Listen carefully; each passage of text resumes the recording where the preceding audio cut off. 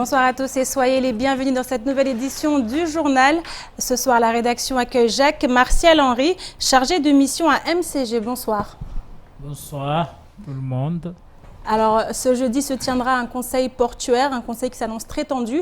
La question qui se pose, est-ce que Mayotte Channel Gateway fera partie des participants? On en parle avec vous tout à l'heure, Jacques Martial. Avec nous également sur le plateau, Pierre Bellucci. Bonsoir Pierre. Bonsoir Amina, bonsoir à tous. Alors, la situation sur nos ressources en eau reste critique. Certains montent au créneau. On a vu cet élu, la maire de Sada, en Chiabamana, qui a commencé justement à décrire cette situation. On en parle avec vous plus amplement, Pierre, tout à l'heure. Mais d'abord, voici les titres de ce mardi 10 janvier. Le manque d'eau devient insupportable pour les habitants du Sud. La maire de Sada, en Chiabamana, dénonce ainsi les tours d'eau qu'elle considère comme une criante injustice. À travers une lettre envoyée au président du syndicat des eaux, elle souhaite que les mesures évoluent pour que le sort des réserves en eau à Mayotte ne pèse pas intégralement sur les administrés du Sud. Explication. La mairie de Mamoudzou souhaite mettre fin au commerce illégal. Pour ce faire, l'annexe située place de la République sera ouverte toute la semaine, tandis que des opérations seront menées régulièrement afin de chasser les vendeurs à la sauvette. Mais la tâche est loin d'être simple et les nouvelles mesures mises en place font débat, notamment en ce qui concerne leur véritable efficacité. L'association Mtsakadou vient en aide aux plus démunis. Créée en 2014, elle possède aujourd'hui 4500 adhérents et distribue plus de 300 colis alimentaires chaque semaine pour la modique somme de 5 €. Zoom sur cette association qui gagne à être connue et qui pourrait prendre de l'ampleur dans les prochaines années. Et on débute cette édition avec ce point sur les réserves en eau qui, à ce jour, ne remontent toujours pas. Moins de 14% dans la retenue collinaire de Kombani et moins de 25% dans celle de Dzoumouenié. Pour les habitants du Sud qui sont toujours sur le coup de ces tours d'eau, la situation est de plus en plus insupportable. En atteste la lettre adressée récemment au président du SIAM par Anchia Bamana. Elle y fustige les tours d'eau qui engendrent une injuste discrimination entre la population mahoraise. En effet, si certains continuent à bénéficier de l'eau potable, c'est en grande partie grâce au sacrifice en eau imposé aux habitants du Sud. Le point dans ce sujet signé Pierre Bellucci et Leslie Vimley. Les jours passent et les réserves en eau s'amenuisent. La situation est très préoccupante et les désagréments occasionnés deviennent difficilement supportables pour les habitants du sud de l'île, soumis à des coupures d'eau durant plusieurs jours. À ce titre, la maire de Sada, en Chiabamana, est vivement montée au créneau en parlant d'une situation injuste avant de proposer la fermeture immédiate des rampes et la révision à la baisse du coût de l'eau pour les prochaines factures. Une prise de position que ne partagent pas complètement certains de ses collègues au sein du parti Les Républicains. Nous vivons tous des moments difficiles. Il est vrai que le fait que le sud de Mayotte ne puisse pas avoir accès à l'eau est extrêmement problématique. Et je pense qu'à mon avis, il faut surtout réfléchir aux solutions. Et les solutions, nous savons qu'il existe une usine de dessalement en petite terre. On peut très bien approvisionner de l'eau dans le sud grâce aussi au stock d'eau qu'on pourrait avoir à travers cette usine de dessalement. Maintenant, je crois que cela est légitime, évidemment, de pouvoir lancer ce cri d'alerte. Mais encore une fois, le moment n'est pas venu de créer des troubles au sein des populations en semant la discorde. De son côté, Anchia Bamana assume sa prise de position et affirme ne pas compter sur les autres élus pour monter au créneau quand cela lui semble devenu nécessaire. Si on arrivait, tous les maires arrivaient réellement à parler d'une même voix, je pense que nous gagnerions beaucoup de combats pour l'intérêt de nos populations. Malheureusement, ce n'est pas le cas. J'ai pris la décision toute seule au regard des difficultés que vivent la population de la commune de Sada. J'ai visité des personnes qui reçoivent des soins à domicile. Il y a des enfants, des personnes très âgées qui sont à domicile et qui reçoivent des soins. Je vous assure, c'est très très difficile. Rester 2 jours sans eau, c'est très très difficile. Très difficile mais indispensable pour que les réserves en eau ne soient pas définitivement épuisées, comme l'expliquent les techniciens de la SMAE présents sur notre plateau ce matin. Alors, on est bien conscient que c'est extrêmement contraignant pour nos clients du Sud et c'est remarquable. Le résultat est quand même là, c'est-à-dire que depuis qu'on est passé à 1 jour d'eau et suivi de 2 jours de coupure, même si les consommations sont arithmétiquement importantes malgré tout. J'en toucherai juste un petit mot. Ça nous permet d'avoir des gammes de production qui nous permettent de jongler, de profiter de toutes les gouttes d'eau qui peuvent tomber. C'est comme ça que, avec les pluies qui sont abattues dans la région de l'Ourouveni, pas sur la retenue malheureusement, très peu, mais sur les rivières, on a pu faire face aux besoins, à la production, on a pu produire pour faire face à la consommation sans utiliser la retenue. Si Anchiabamana comprend ces mesures drastiques, elle souhaite néanmoins que d'autres solutions soient envisagées afin que la population du Sud ne supporte pas à elle seule la crise que vit Mayotte. C'est pas parce qu'il y a eu le silence que la population ne souffre pas, et ça c'est important de le dire. Il y a urgence à ce qu'on puisse donner de l'eau, des bouteilles d'eau gratuitement à la population, parce que c'est pas tout le monde qui a les ressources financières pour acheter de l'eau minérale. Ce n'est pas normal qu'on nous donne de l'eau non potable, il y a des risques sanitaires majeurs.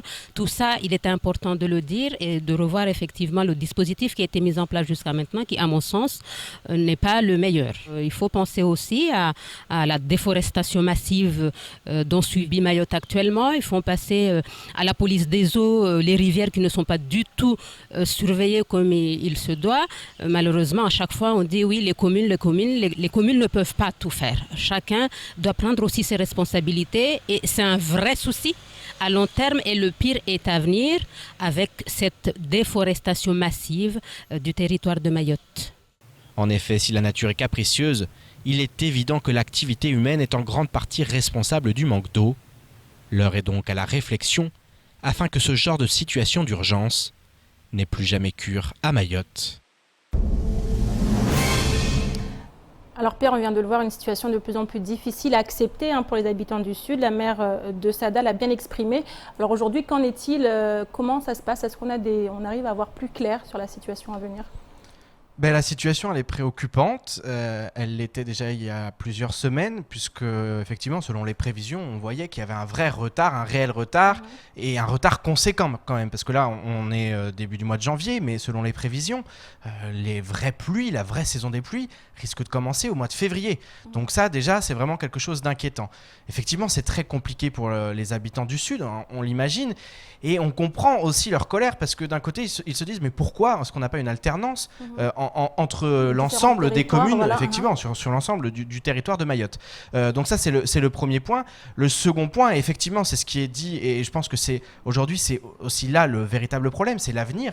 Il va falloir que maintenant, on se dise qu'effectivement, il y a de plus en plus de monde à Mayotte, on consomme de plus en plus d'eau et on risque avec le dérèglement climatique, avec effectivement ces saisons de plus en plus sèches, cette sécheresse, on risque d'avoir de plus en plus d'épisodes de ce type. Donc il va vraiment falloir que les pouvoirs publics agissent et réfléchissent sur le long terme, une troisième, peut-être une quatrième retenue collinaire, parce qu'on est un territoire insulaire, l'eau, elle nous provient de la nature, donc on ne peut pas, comme ça, sans cesse se retrouver avec des coupures, parce que plus ça va aller, et là, surtout, il va falloir quand même penser au fait qu'il y a une année à tenir avant d'avoir de l'eau. On ne sait pas combien de temps va durer cette saison des pluies, elle peut être extrêmement courte, donc on risque d'avoir des problèmes sur l'année entière. Donc c'est très compliqué. Effectivement, il faut souligner à nouveau que c'est l'activité humaine qui aussi nous amène à cette situation. Effectivement, le défrichement, effectivement la déforestation, l'eau n'est plus retenue par le sol et forcément ces retenues collinaires, elles ont beaucoup plus de difficultés parce qu'il y a énormément de boue. On le sait aussi, l'envasement du lagon. Donc c'est toute un système qui a été déréglé, qui continue à l'être et on n'a rien fait jusqu'à maintenant. Et il va vraiment falloir faire maintenant, il va falloir qu'il y ait une vraie politique à ce niveau-là parce que c'est catastrophique et pas avoir d'eau, on le comprend, c'est terrible parce que c'est quand même vital. Alors du coup, dans cette lettre adressée au président du CIAM, est-ce qu'on a réussi à avoir une réaction de sa part? Alors non, je l'ai appelé à plusieurs reprises. Il m'a appelé dans la soirée il n'y a pas très très longtemps. Je n'ai pas pu l'avoir au téléphone. En tout cas, ce qu'il y a de sûr, c'est qu'il n'est pas seul. Anchiabamana, elle l'alerte et effectivement, pour que lui aussi remonte l'information. Mais il n'a pas été le seul à décider. La préfecture aussi est là. Ces tours d'eau, on le sait, il y a une réunion fréquente sur chaque semaine sur l'état, la situation de l'eau. Donc il n'est pas le seul à décider. Maintenant, de toute façon, c'est une décision commune. C'est par rapport aussi à cette retenue collinaire du Sud. On le sait, le Sud est approvisionné par cette retenue et les autorités voulaient absolument qu'elle ne soit pas épuisée, car ils l'ont expliqué ce matin. Il y a aussi des risques que ces réserves très basses amènent de l'eau non potable. Donc voilà, c'est quand même une situation très très compliquée dans l'ensemble.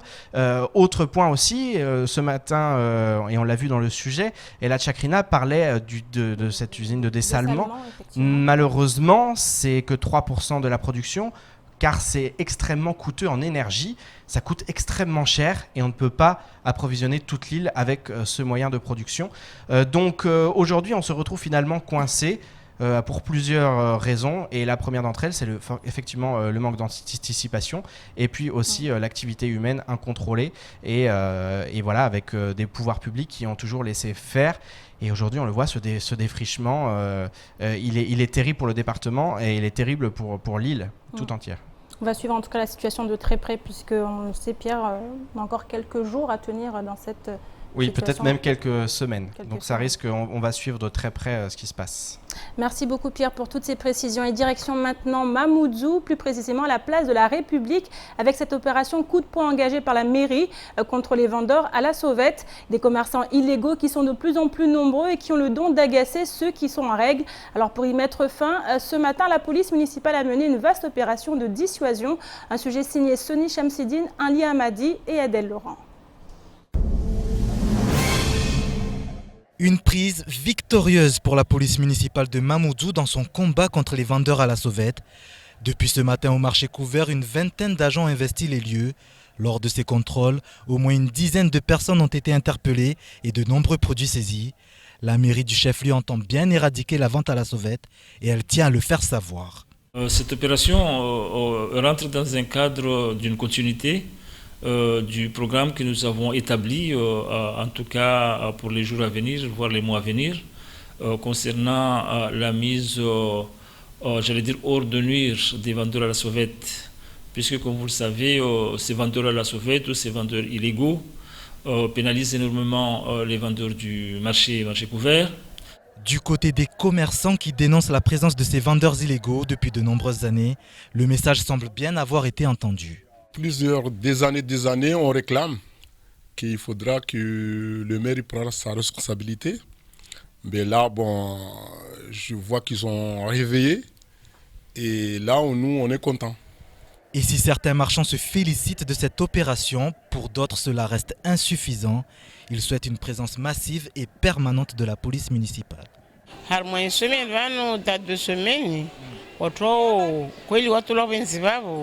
Demidelwatolo babo wasifanya kitorotoro na polisi municipali. Maana polisi municipali waeja kaya humaka mwayo lawa waoshuka. Waeja wayo lawa waoshuka. Be ya kulazimu toja kespermana tuba bulango hospital joalitwe wala wande zao. Sajube kama rahaba ni kama rakarasiwo nata. Ta maana mkabu sinzia banu tu ta joalitwe tsibala tsedezao. Pour Bakar Ali Boto, les efforts fournis sont beaucoup plus importants. Cependant, pour l'adjoint au maire, tout le monde doit aller dans le même sens. Je vais profiter de l'occasion pour dire aussi aux commerçants, aux marchands du marché couvert et à tous marchands d'ailleurs que nous savons qu'il y a des complices à l'intérieur du marché qui facilitent le travail clandestin de ces personnes illégales, notamment certains box servent de lieu de stockage pour les vendeurs à la sauvette. Au départ des policiers, les vendeurs illégaux refont surface. Le combat ne fait donc que commencer. Et hier, nous recevions sur ce plateau justement Bakar Ali Boto concernant la mise en place de la vidéosurveillance à Mamoudzou. Mais avant d'installer ces 67 nouvelles caméras, un gros travail reste à fournir, notamment en termes d'éclairage public et d'aménagement des infrastructures de voirie. En effet, pas plus tard qu'hier, des habitants du quartier de Doujani ont barré la route pour manifester leur colère face à ce qu'ils considèrent comme du délaissement. Les problèmes sont nombreux dans ce quartier et ce matin, un élu est venu à la rencontre de la population pour tenter d'apaiser les esprits. Un sujet signé Abbas Alidi, Pierre Bellucci et Leslie Vimnet. Hier, des habitants du quartier de Doujani ont barré la route pour faire réagir leurs élus. Selon eux, les semaines passent et les problèmes s'accumulent sans aucune réaction de la part de la municipalité. Manque d'éclairage, insécurité, caniveaux non bouchés, la population en a assez et a décidé de le faire savoir. L'avenue que vous voyez ici n'est pas du tout éclairée, ce qui fait que dès qu'il y a la tombée de la nuit, il y a un petit côté un peu insécurisé qui se présente, avec notamment aussi la présence de jeunes qui se situent notamment à cet endroit, à la tombée de la nuit et tard dans la nuit, qui à la fois peuvent ennuyer les passants. De notre côté, on a subi quelques cambriolages, notamment du matériel, tout ce qui est table, chaises, etc., qui est à destination des stagiaires. Et aussi on a un petit problème de sécurité et d'intervention de ces jeunes auprès de certains stagiaires. C'est-à-dire qu'ils se présentent ici à l'entrée du centre et puis ils les raquettent ou ils les ennuient, voilà, ils les agressent un petit peu.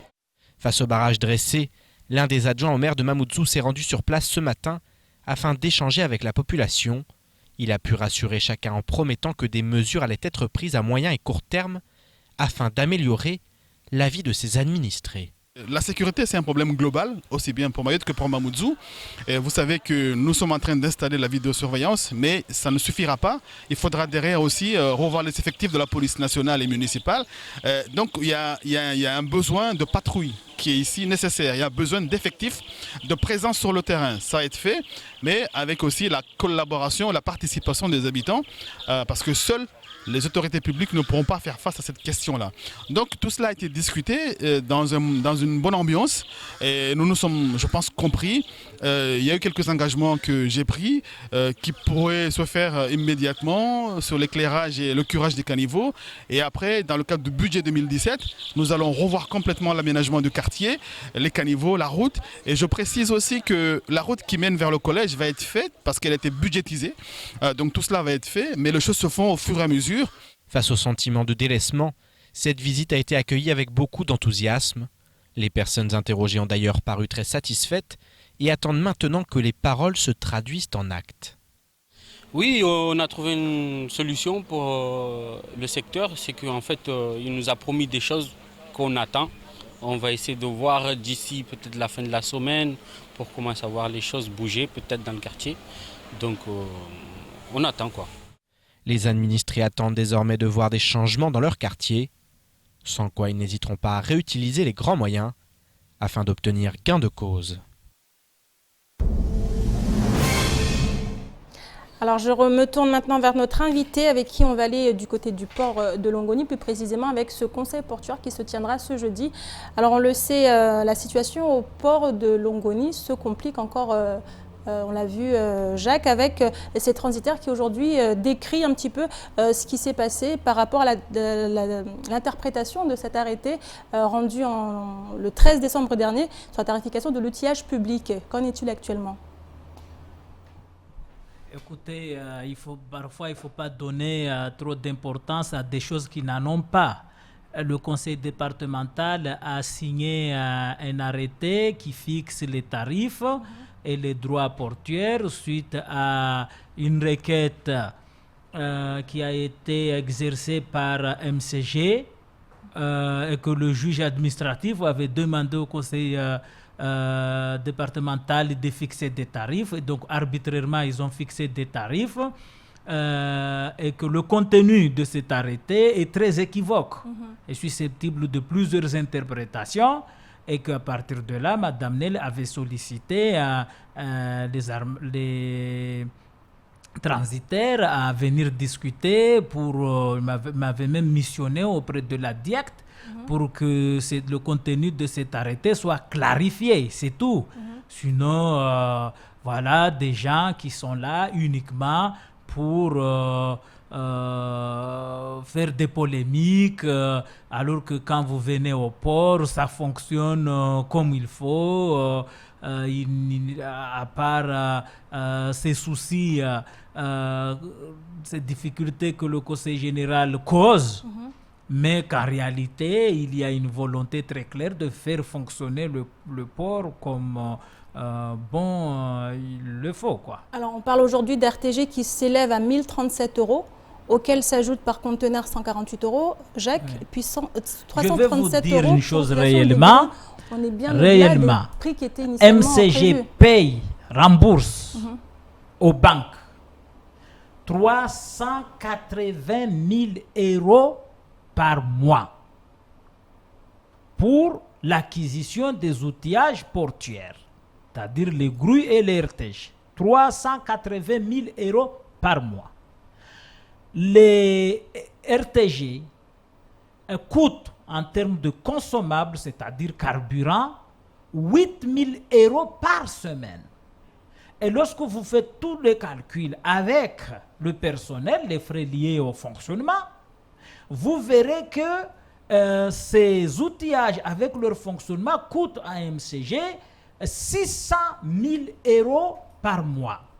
Mais justement, est-ce qu'il fallait investir autant, Jacques? Non, la question n'est pas là. La question n'est pas là. Moi, j'étais allé à Zanzibar récemment, c'est-à-dire au pays des aveugles, les bornes sont rois. Quand on nous dit que ces outillages n'existent nulle part. Je suis allé à Zanzibar, le port de Zanzibar est 3 fois moins important que le port de Mayotte. Ils ont des grues RTG et des RTG. Ils stockent jusqu'à 8 niveaux leurs conteneurs. Vous voyez? Alors que c'est un pays plus pauvre que nous. Il faut voir le port d'ici 15 ans, d'ici 30 ans, d'ici 50 ans. Nous voulons un port rentable à l'avenir.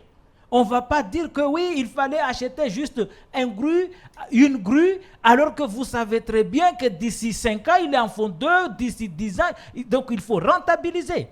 Mais je reviens sur ce point. Or, les tarifs qui sont fixés par le Conseil général rapportent aux délégataires au maximum par mois 120 000 €. Vous payez aux banques 380 000 € et je signale au passage que l'acquisition de ces outillages portuaires a été validée par le président du conseil départemental et par le gouvernement parce qu'une partie a été défiscalisée et c'est carrément le gouvernement qui a pris la décision. Donc l'État a accepté l'acquisition de ces outillages portuaires, le conseil départemental a accepté l'acquisition de ces outillages portuaires et aujourd'hui il se trouve qu'on rembourse 380 000 € par mois aux banques. Il faut savoir qu'en 2015, c'est plus de 4 millions d'euros qui ont été remboursés aux banques alors que ces matériaux n'ont pas été utilisés. Alors très clairement, Jacques, vous l'avez dit tout à l'heure, pour vous, cette affaire des transitaires, il ne faut pas forcément s'y attarder. Franchement, c'est des choses qui n'ont aucune importance, franchement. Alors le conseil portuaire de ce jeudi, est-ce que MCG en fera partie? MCG ne fera pas partie de ce conseil portuaire pour les raisons que je vais vous signaler. Il y a 3 points à l'ordre du jour.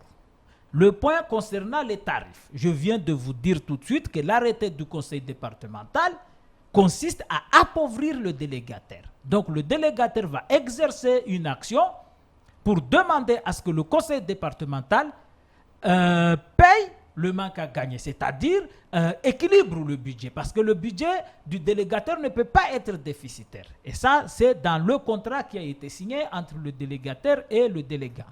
Deuxièmement, les tarifs, c'est affaire au tribunal. Le juge s'est prononcé en référé, c'est-à-dire sur la forme, et que vous savez très bien, vous êtes juriste de formation, que lorsque vous exercez un recours en référé, ils font un mémoire en fond et sur la forme. Donc maintenant, l'action sera jugée sur le fond. Donc, comment pouvez-vous aller convoquer un conseil portuaire pour discuter des affaires qui sont au tribunal? Il faut laisser le tribunal faire son travail. Deuxièmement, s'agissant de la desserte portuaire, là aussi c'est grave. Qui sera à l'ordre du jour. La desserte portuaire a été validée par l'Assemblée départementale en 2013, lorsque la convention a été signée entre le conseil départemental et le délégataire, premièrement. La desserte portuaire a été actée dans le contrat État-région, le contrat de plan État-région, qui a été signé en 2015, en juin 2015, par Manuel Valls en tant que Premier ministre et Sabahattin Ibrahim en tant que président du conseil départemental. Et dans cette convention, sur le contrat de plan État-région dit clairement que MCG doit bénéficier 18 millions d'euros pour la desserte portuaire. Troisièmement, le dossier a été déposé au conseil départemental. Le dossier est passé en CRUP, c'est-à-dire la commission qui octroie les FEDER. Et cette commission a donné un avis favorable. Et cette commission, là, actuellement, a notifié au délégataire comme quoi son dossier a été accepté et qu'on va pouvoir bénéficier des fonds pour qu'on puisse aller de l'avant. Et comme par hasard, aujourd'hui, le conseil départemental écrit au délégataire en disant que je donne un avis favorable sur ce dossier sous réserve de l'avis du conseil portuaire. Mais c'est inadmissible. Troisièmement, ce qui concerne la halle artisanale, aussi ce dossier est inscrit dans les annexes de la convention sur la DSP. Voilà 6 mois depuis qu'on demande au conseil départemental parce que la DEAL demande au conseil départemental un document qui justifie que le conseil départemental est d'accord. Ça fait 6 mois qu'on demande ce document pour qu'on puisse compléter le dossier de permis. Et aujourd'hui, le conseil départemental écrit au délégataire en disant « je suis favorable » sous réserve de l'avis du conseil portuaire. Or, le conseil portuaire ne donne qu'un avis. Et l'avis du conseil portuaire n'est pas...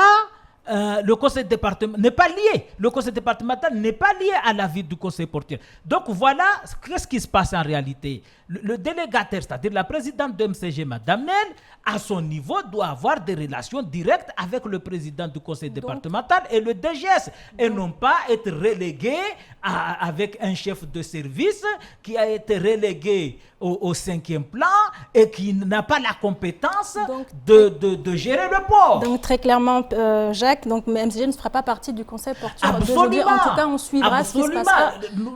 Nous n'allons pas cautionner la volonté de certains élus du conseil départemental à appauvrir, parce que le conseil portuaire, c'est d'un commun accord entre le délégant et le délégataire. Vous n'allez pas à un conseil portuaire pour assister à un jugement négatif à votre égard. On a compris le message, Jacques Martial Henry. Merci beaucoup. Je rappelle que vous êtes chargé de mission à MCG. Et je vous propose maintenant de faire un petit tour d'horizon sur le reste de l'actualité de ce mardi 10 janvier. C'est tout de suite dans l'actualité en bref. Les personnels navigants commerciaux d'Aerostral ont entamé une nouvelle journée de grève ce matin. Hier, après une rencontre avec le président de la région Réunion, Didier Robert, également président de la CEMATRA, principal actionnaire de la compagnie aérienne, les discussions se sont poursuivies jusqu'à 22h. Une énième réunion fructueuse puisqu'un accord s'est dessiné sur une diminution des tâches demandées aux équipages. Les hôtesses et stewards ont acquis l'indemnisation possible à toutes les rotations actuelles et à venir, au-delà du 4e jour d'escale. Une hausse des bas salaires est également à noter, avec la revalorisation des primes à l'étape pour les personnels travaillant sur les ATR Boeing 737, Boeing 787 sur les destinations de Mayotte et de Maurice. Concernant l'intégration de 35 travailleurs en CDD depuis plusieurs années, la négociation a abouti à un compromis. 10 seront intégrés tout de suite à temps complet, 5 autres quand la direction connaîtra l'effectif cible à la fin du mois. À 11h ce matin, une assemblée générale a été convoquée et les grévistes se sont prononcés pour la poursuite du mouvement, tandis qu'une nouvelle rencontre était en cours depuis cet après-midi 16h. De son côté, la grève au sein du quincaillier Balou continue. Après plus d'un mois de conflit, les différents partis avaient rendez-vous à la Diecte ce matin pour une seconde réunion dans le cadre de la commission consultative du travail. Néanmoins, le directeur actuellement hors territoire a refusé la visioconférence réclamée par le préfet et son directeur administratif et financier était seul à représenter l'entreprise. Sur les 14 revendications des grévistes, 4 ont fait l'objet de discussions, les autres relevant de l'application du Code du travail.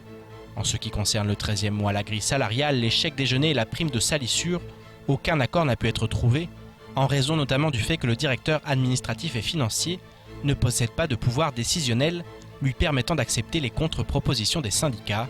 Le directeur a donc jusqu'à demain midi pour se prononcer, afin qu'une 3e réunion en CCT soit organisée, sans quoi ce conflit risque de prendre une drôle de tournure. l'année 2016 à Mayotte aura été marquée par la crise des expulsés. Cette dernière a piqué au vif l'opinion publique, notamment en métropole, mais aussi et surtout aux Comores. Néanmoins, quelques mois plus tard, force est de constater qu'il est plus simple d'accuser les actions menées hors de ses murs plutôt que de balayer devant sa porte. Preuve s'il en est, hier matin, le ministre de l'Intérieur de l'Union des Comores, Mohamed Daoud, a lancé une opération visant à déloger des Anjouanais de la capitale Moroni, et ce avec le soutien des forces de l'ordre. Des dizaines de bangas en tôle ont ainsi été détruits afin d'éradiquer des occupations illégales devenues insupportables, selon les dires du ministre. Une opération coup de poing que la presse comorienne n'aura que très peu relayée, elle qui s'insurgeait tambour battant face à la situation des décasés à Mayotte. Rien d'étonnant dans un pays où, malgré la misère quotidienne et le sous-développement criant, les véritables coupables de cette situation sont rarement pointés du doigt. Et on termine cette édition avec ce coup de projecteur sur cette association qui lutte au quotidien contre la précarité. En effet, depuis sa création en mai 2014, l'association Mtsagadoub, présidée par Chérif Mohamed, vient en aide aux personnes en difficulté. Dans un département reconnu en 2011 par l'INSEE comme le plus pauvre de France, les efforts fournis par les volontaires sont d'une importance capitale. Je vous propose de plonger au cœur de cette association fortement altruiste dans ce reportage d'Adèle Laurent. 4500 adhérents et plus de 300 colis alimentaires distribués par semaine. C'est le rendement de l'association Mtsagadoub qui a pour but de venir en aide aux personnes en difficulté. Et c'est Chérif Mohamed, professeur d'économie et de gestion au lycée de Sada, mais également président de l'association, qui l'a créée en 2014. Car pour lui, c'est bien la pauvreté qui engendre les problèmes auxquels doit actuellement faire face Mayotte. Il faut comprendre une chose. S'il y a la violence aujourd'hui, on pose le problème de la violence, c'est parce qu'il y a la misère, il y a la pauvreté. S'il y a pauvreté et misère, qu'est-ce qu'il faut faire? Les gens ont besoin de vivre. Donc nous, quelque part, nous essayons d'apporter notre modeste contribution au développement de Mayotte. Il n'y a pas que les étrangers à Mayotte, il y a tout le monde qui a faim. Je vous dis parce que je fais souvent pendant les nuits où je livre des colis, mais de façon nuitale pour ne pas que ces personnes-là puissent être vues. Ça veut dire que la misère n'est pas uniquement pour la population extérieure, mais pour toute la population de Mayotte. Et si les 7 membres et la dizaine de bénévoles de Mtsagadoub arrivent à distribuer autant de nourriture, c'est grâce à la loi du 11 février 2016 relative à la lutte contre le gaspillage alimentaire. Ainsi, 3 fois par semaine, ils se rendent chez leurs donateurs, principalement la Sodifram et le groupe Bourbon Distribution Mayotte, pour récupérer les invendus, qu'ils vendent ensuite aux adhérents dans leur boutique sociale par colis de 5 €, comme nous l'explique Zabidou Djanfar, une des bénévoles.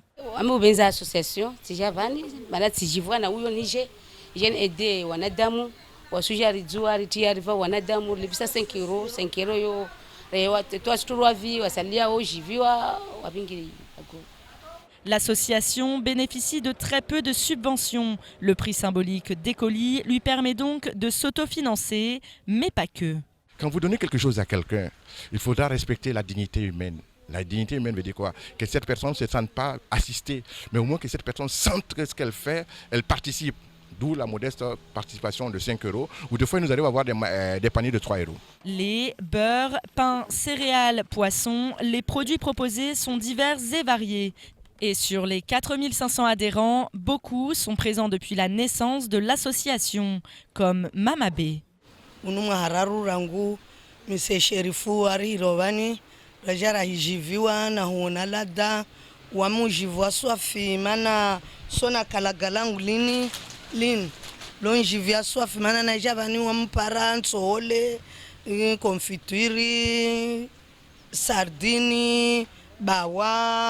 Biscuit, pain, pia zintu wamusipara zinsaidia wana wangu wamwenda alkoli pia zwa musipara 5 €. So natomba jena kovinga 5 € tsende dukani tsatso para zintuzo zini kamwe halini zandri sazilo njema bor simia Mungu naombelo soka nzuzuri kamwe avenze.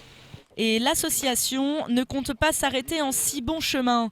En effet, les membres de Mtsagadoub ont récemment demandé une modification de statut social afin de pouvoir exercer dans les domaines de l'insertion par l'activité économique et de l'alphabétisation. Ils aimeraient, au-delà de la boutique sociale, mettre en place des ateliers couture, cuisine, culture informatique et alphabétisation. On est en train de se développer, on est en train de vouloir faire l'insertion économique. Nous jouons déjà un rôle social. Si nous pouvons jouer le rôle économique, je vous avoue que c'est petit à petit que nous allons pouvoir développer Mayotte. Les membres de l'association, qui travaillent au plus proche de la réalité, attendent une réponse la semaine prochaine. Ce qui est sûr, c'est que le travail que mène Mtsakadoub est d'utilité publique, sur une île où les associations endossent bien trop souvent le rôle des pouvoirs publics. Et c'est la fin de cette édition. Merci à vous de l'avoir suivi. Une édition à retrouver sur OM5, également disponible en replay sur notre site l'infocoesi.fr, sur YouTube et sur notre page Facebook. Demain matin dès 6h, retrouvez toute l'équipe de la matinale. Quant à moi, je vous donne rendez-vous demain dès 19h. Bonne soirée à vous et à demain.